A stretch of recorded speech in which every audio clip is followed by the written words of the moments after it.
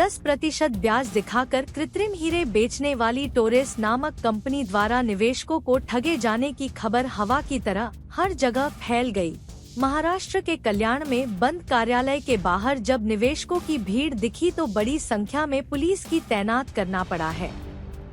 बता दें कि नागरिकों को अधिक ब्याज देने का लालच देकर लाखों रुपए वसूल कर निवेशकों को चूना लगाया गया है।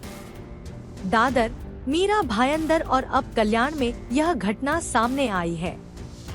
टोरेस कंपनी के धोखाधड़ी की बात जब निवेशकों को पता चला तो उनमें आक्रोश फैल गया।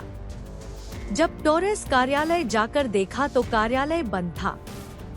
दादर में टोरेस की दुकान के सामने सैकड़ों निवेशक एकत्र हुए।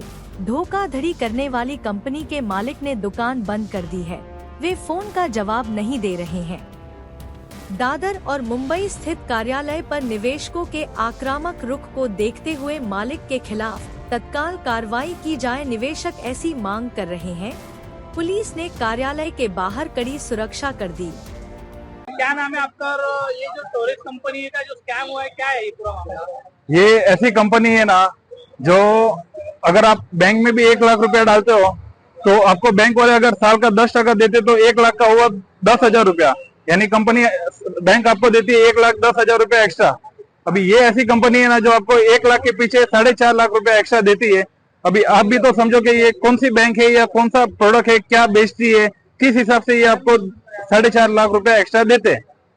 तो मेरे पास कस्टमर जेरॉक्स वगैरह निकालने आ रहे थे तो मैंने सबको मना किया था कि मत डालो मत डालो, बट वो बोलते ना अपने इंडियन में कि पढ़े लिखे गवार, आज वही सीन हुआ है इसके साथ। ऐसा है, जितने भी पढ़े लिखे हुए थे सब लोग ने पैसा डाला और आज सब रोड पे आ रहे हैं। ठीक है, मैं तो ये कहना चाहता हूँ कि मत डालो ऐसे में पैसा, बैंक में पड़ा है उसी में रहने दो आप। ऐसे टोटल कितने करोड़ का यहाँ पे घोटाला हुआ लगा? कम से कम 2-3 करोड़ रुपया गया रहेगा सब। यस यस यस, 2-3 करोड़ रुपया। 29 को इतना सारा लाइन लगा हुआ था रात को 10 बजे तक। ठीक है, तो लोगों ने आपकी बात भी नहीं सुनी कि नहीं सुनी। पब्लिक को लगती है कि आ जाएगा पैसा आ जाएगा, बट किसी का आया नहीं और सब लालच में डालते गए और आज पैसा डूब गया सबका। माझं नाव जीवन आहे। जसं की मला माझा एक मित्र होता, त्याने ऑलरेडी आज तिथे पैसे गुंतवलं होतं। तर त्याने जेव्हा पैसे गुंतवले त्या टायमाला 7% स्कीम चालू होती। तर त्याने सांगितलं की बाबा नवीन कंपनी आहे, रिटर्न बेनिफिट चांगला आहे, तर तू पण इन्व्हेस्ट कर। तर त्याचा इन्व्हेस्टमेंट बघून मी पण इन्व्हेस्टमेंट केलं। तर मला यांच्या प्रोसेस आहे पर वीकचं।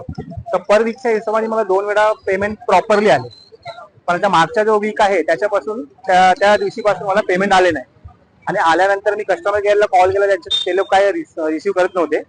तर मला समजलं की शॉपमध्ये तोडफोड झाली आहे। तर ते सगळं ऐकून मी इथे आलो, तर इथे बघतोय तर खरंच तोडफोड झाली आहे। तर मागच्या आठवड्यापासून माझे पेमेंट आले नाहीये, त्याच्या आधीच पैसे आले होते। किती गुंतवणूक केला होता मी 2 लाख रुपये गुंतवणूक केले होते। आणि कितीचे हप्ते होते तुम्हाला? 1 इयर 52 वीक। त्याच्यामध्ये माझा स्टार्टिंग चालू होता डिसेंबर पासून, तर डिसेंबर पासून मला 2 वीक पेमेंट आले आणि फक्त मागच्या 30 डिसेंबर पासून आणि हा 6 जानेवारी त्या 2 वीकचे मला पेमेंट आले नाही। तर त्या पेमेंटसाठी मी पण इथे आलो आहे। तर आता बघतोय की ते तोडफोड झाली आहे। आता बघू यांच्या प्रोसेस काय काय। ऑनलाईन प्रोसेस त्यांचा चालूच आहे, असं नाही की कंपनी कुठे पडून गेली आहे। आता पुढे काय होत आहे नेमका ते बघायला पाहिजे।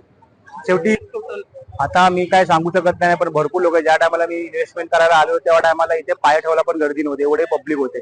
आणि यांचे ब्रांचेस सांडपाडा, मीरा रोड, दादर, कांदिवली, असं आपला ग्रँड रोड या ठिकाणी यांचे शॉप आहे आणि भरपूर लोक म्हणजे इन्व्हेस्टमेंट केले। आपण त्याचं काउंट काय सांगू शकत नाही। काय तुम्हाला आमिष दिली होती? त्यांचा कसा होता की जेव्हा स्टार्टिंगला ही कंपनी काहीतरी 1.25 इयर म्हणजे 2023 पासून आली आहे, तर याच्यामध्ये या लोकांनी 4% पासून चालू केलं होतं, एवढा माहिती आहे आपल्याला। तर 4% चालू केल्यानंतर मग 6%, 5%, 6%, 7%, 8%, 9%, 10%। आता जे स्कीम चालू आहे ते 10% आहे। 10% मध्ये आता 2 वीक मागच्या 2 वीक पासून हे पेमेंट येत नाही।